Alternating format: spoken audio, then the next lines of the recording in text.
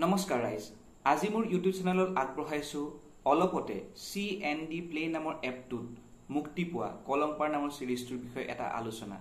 ই মোৰ মতামতহে ৰিভিউ নহয় আসলতে সিম্পেথি কজ এটা দেখায় যে অসমীয়া মানুহে অসমীয়া সিৰিজ চাব লাগিব তাৰ কাৰণেও মই কিন্তু অনুৰোধ নজনাও আসলতে সিৰিজটো ইমানেই বেছি ভাল হৈছে ইয়াৰ ডিৰেকচন কক ষ্টৰী কক স্ক্ৰিন প্লে কক মিউজিক কক সিনেমেটোগ্ৰাফি অভিনয় সকলো দিশৰে পৰা এই সিৰিজটো ইমান স্বয়ং সম্পূৰ্ণ যে আপুনি যদি ইয়াৰ এটা মাত্ৰ খণ্ড চাই যিটো এতিয়াও ইউটিউব চেনেলত আপোনালোকে পাব সেই খণ্ডটো চাই লৈ আপোনালোকে বাকি খণ্ডকেইটা চাবলৈ বাধ্য হৈ যাব মই হেয়াকে কলো গতিকে আহক আমি সকলোৱে এই সিৰিজটোতনো কি আছে সেই বিষয়ে অলপমান আমি ধাৰণা কৰি লওঁ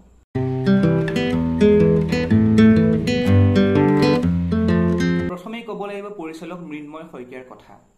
এনেকুৱা এটা জটিল বিষয় ইমান এটা বিতৰ্কিত বিষয় তেওঁ স্ক্ৰিনত উলিয়াই আনিছে সাংঘাতিক এইটো এটা প্ৰশংসনীয় কথা ইয়াৰ বাবে আপোনালোকে সিৰিজটো চালে নিজেই গম পাব কিমান বেছি ৰিসাৰ্চ কৰা হৈছে কিমান গৱেষণা কৰা হৈছে কাৰণ আমি সকলোৱে অলপতে গম পাইছিলো যে নগাঁৱত ড্ৰাগছ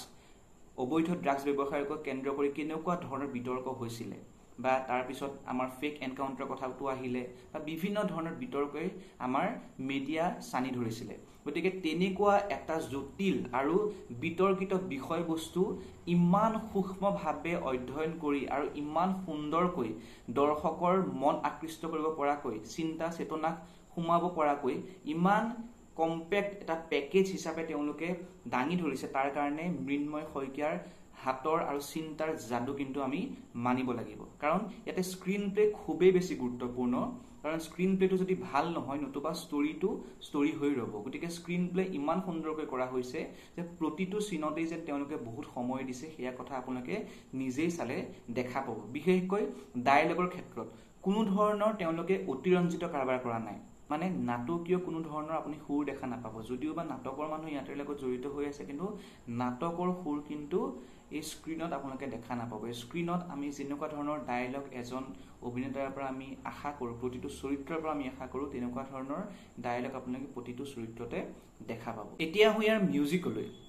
সিৰিজটোৰ এন্ট্ৰি পইণ্টতে এনেকুৱা এটা সাংঘাতিক মিউজিক দিয়া হৈছে যে এই মিউজিকটোৰ সোৱাগটো বহুত বছৰলৈ থাকি যাব মানে আপোনাৰ গোটেই ফিলটো আনি দিয়ে এটা যে আপুনি মানে এটা ভায়োলেন্ট এটা সিৰিজ চাবলৈ গৈ আছে আপোনাৰ গোটেই ফিলটো আনি দিয়ে সেই কাৰণে ইয়াৰ ব্যাকগ্ৰাউণ্ড মিউজিকটো কিন্তু মানিবলগীয়া আৰু বহুত সময় তেওঁলোকে মিউজিকটো খুব সাটল ৱেত খুব সহজ সৰলভাৱে তেওঁলোকে খুব বুদ্ধিয়কভাৱে তেওঁলোকে ইউজ কৰিছে মানে এনেকুৱা নহয় যে য'ত মন যায় ততে মিউজিক এটা দিয়ে মানে গোটেই ফিলটো আনিব চেষ্টা কৰিছে কাৰণ ইয়াত অভিনয় ইমান বেছি সাংঘাতিক হৈছে ষ্টৰী লাইন ইমান বেছি শক্তিশালী যে বেলেগকৈ তেওঁলোকক মানে মিউজিকৰ সহায় লৈ দৰ্শকক আকৃষ্ট কৰিবলৈ জোৰ জবজ কৰা নাই সেইটো এটা ভাল লগা পইণ্ট আৰু কেমেৰাৰ দিশে ক'বলৈ গ'লে সিনেমেটোগ্ৰাফি আমাৰ সকলোৱে পৰিচিত আশুতোষ কাশ্যপ গতিকে তেখেতে যিটো সিনেমেটোগ্ৰাফিৰ জৰিয়তে যিটো এটা চমক সৃষ্টি কৰিছে আমি সাধাৰণ দৰ্শক হিচাপেও আসলতে তাৰ দ্বাৰা খুবেই বেছি চমকৃত হৈ পৰিছো তেওঁ যেটো বিচাৰিছিল সেইটো দিব পাৰিছে আৰু সেইটোৱে আসলে সিৰিজটোৰ পৰা আমি আশা কৰিছিলো যেতিয়া ইয়াৰ ট্ৰেইলাৰটো আমি চাইছিলো এতিয়া হো সিৰিজটোৰ আটাইতকৈ বেষ্ট পাৰ্ট যেটো হৈছে ইয়াৰ অভিনয় প্ৰথমে আপোনালোকে কি কি ক্যাৰেক্টাৰনো আছে এই সিৰিজটো চাই লওক এবাৰ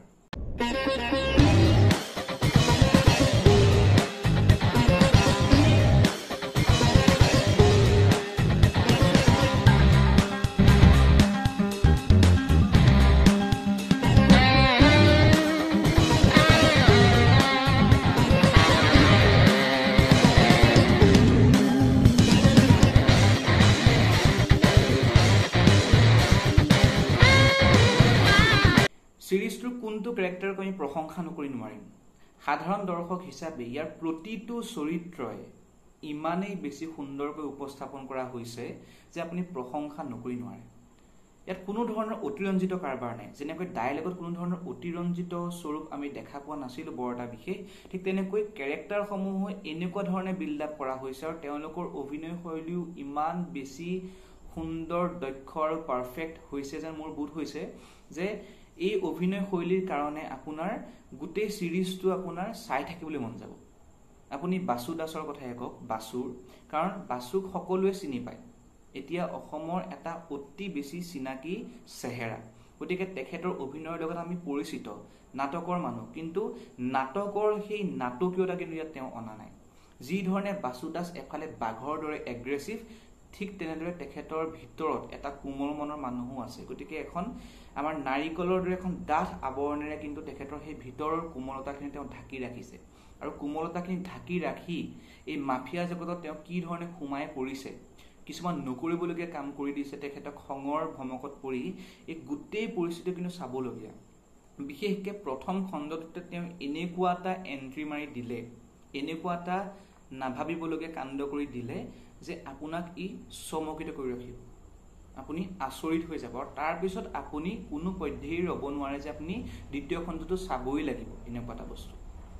তাৰপিছত আহিলে স্তুতি চৌধুৰীৰ কেৰেক্টাৰটো। স্তুতি চৌধুৰীৰ কেৰেক্টাৰটো মই ভাবোঁ যে one of the best characters in the entire series. সাংঘাতিক এগৰাকী confident, self sufficient, self build এগৰাকী এম্পাৱাৰ্ড উইমেন।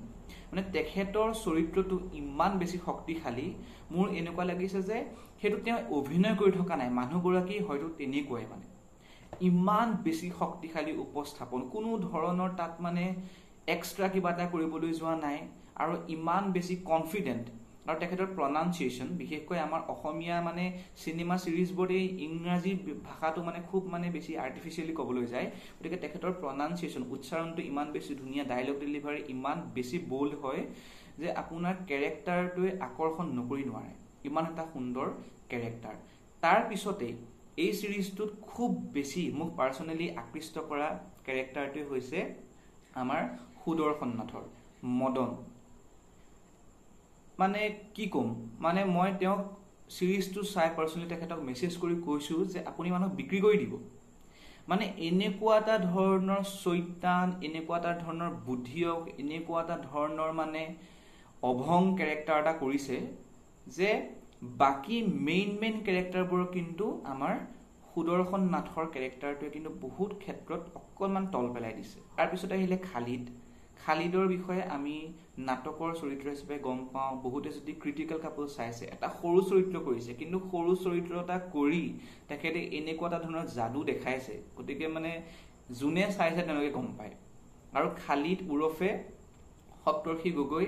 নাটকৰ ক্ষেত্ৰত বহুত বেছি প্ৰতিভা থকা এজন ল'ৰা, গতিকে আমি তেওঁক গম পাওঁ তেখেতে কেনেকুৱা ধৰণৰ নাটকৰ পৃথিৱীখনত যাদু দেখুৱাই থৈছে, আৰু সেই যাদু আমি এইখন স্ক্ৰীণতো দেখা পাওঁ। কিন্তু তাৰ পিছতো নিজৰ এটা পাৰ্চনেল অবজাৰভেশ্যন ক'ব বিচাৰোঁ যে খালিদ কেৰেক্টাৰটোৰ এক্সপ্ৰেশ্যন, ফেচিয়েল এক্সপ্ৰেশ্যন বা বডি লেংগুৱেজটোৱে যিকোনো ধৰণৰ যেনেকুৱা ধৰণে এটা পাৰফেকশ্যনিষ্ট এটা কেৰেক্টাৰ দেখাইছে,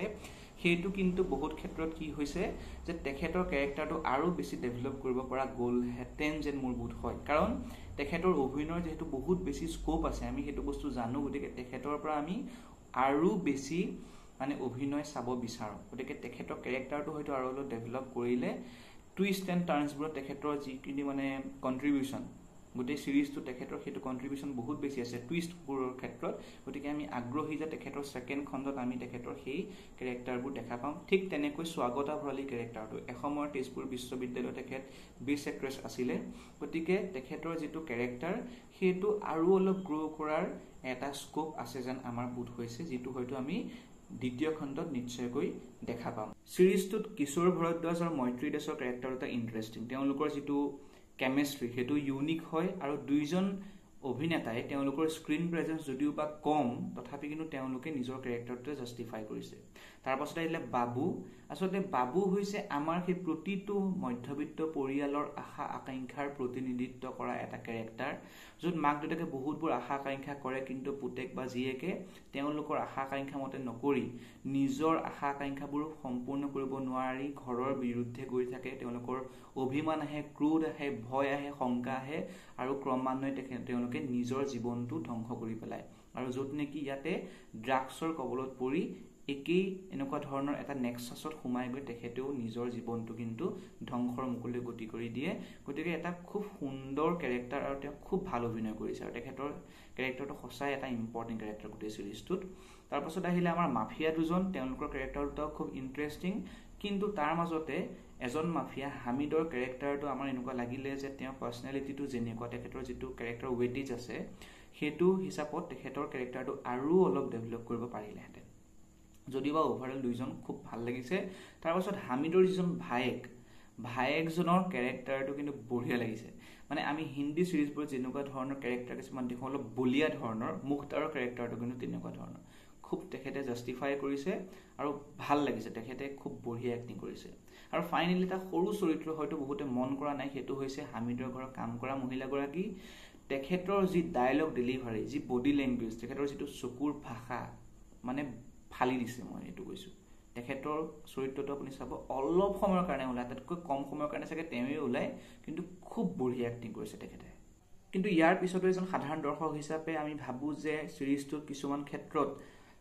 ইমপ্ৰুভমেন্ট কৰা কিছুমান থল আছে যেনেকৈ কিছুমান চৰিত্ৰ আৰু বেছি তেওঁলোকে শক্তিশালী কৰিব লাগিব কিছুমান টুইষ্ট আছে যিবোৰ তেওঁলোকে দেখাব বিচাৰিছে কিন্তু ইমান শক্তিশালী ৰূপত প্ৰকট হৈ উঠা নাই ঠিক তেনেকৈ ডায়লগ ডেলিভাৰী ক্ষেত্ৰত কোনো ঠাইত মোৰ অনুভৱ হৈছে যে তেওঁলোকে যিবোৰ মানে অশ্ৰাব্য গালি গালাজ তেওঁলোকে অশ্লীল ভাষা ব্যৱহাৰ কৰিছে হেতু দৰকাৰ আছিল কিন্তু কিছুমান ক্ষেত্ৰত হয়তো ইমান ব্যৱহাৰ নোহোৱা হলো চলি গলহেতেন ঠিক তেনেকৈ তেওঁলোকে লোকেশন সাউন্ডৰ ক্ষেত্ৰত মন কৰিছে তেওঁলোকে নেচাৰেল সাউন্ড ধৰি ৰাখিবলৈ যত্ন কৰিছে কিন্তু হেতু কেতিয়াবা নয়েজ হে আনিছে হয়তো সেই সিনটো ক্ৰিয়েট কৰাৰ ক্ষেত্ৰত আকৌ সিনেমাটোগ্ৰাফিৰ ক্ষেত্ৰত মোৰ মাত্ৰ এটা জেনেৰেল অবজাৰভেশন ভাবু যে কিছুমান ক্ষেত্ৰত এটা এব্ৰাপ্ট কাট হৈছে মানে এনেকুৱা লাগিছে যেন হয়তো এইটো জায়গাত কাট নহয় বেলেগ এটা জায়গাত কাট হোৱা হলে হয়তো বেছি ভাল লাগিলেহেঁতেন যেনেকৈ প্ৰথমটো খণ্ডতে যেতিয়া বাসুৱে হুকুমক মাৰি লৈ পইচাখিনি কাঢ়ি লৈ তাৰে এটা পইচা লৰাটোক দি বাবুক দি যেতিয়া খুসকাঢ়ি উলাই আহে সেইখিনি সময়তে যদি কাটটো হৈ গলহেঁতেন তেনেহলে হয়তো আৰু বেছি হেতু ইন্টাৰেস্টিং হৈ থাকিলেহেঁতেন ফটোশেষত কলংপাৰ লগত জড়িত প্ৰতিজন ব্যক্তিকে আমি শুভেচ্ছা জ্ঞাপন কৰিছো আমাক এনেকুৱা এটা সুন্দৰ শক্তিশালী বাস্তৱধৰ্মী এটা সিৰিয়াস ওয়েব সিৰিজ চোৱাৰ সুবিধা দিয়াৰ কাৰণে যেনেকৈ কৈছিলে তেনেকৈ এবাৰ শৰতত আপোনালোকে জেং কৰিছে গতিকে আমি দ্বিতীয় খণ্ডলৈ খুব আগ্ৰহেৰে বাট চাইছো আমি আশা কৰিছো যে দ্বিতীয় খণ্ডই ইয়াতকৈ বেছি আমাৰ দৰ্শকৰ মাজত হুলস্থুল আনি দিয়ে এই আশাৰে ধন্যবাদ আৰু শুভেচ্ছা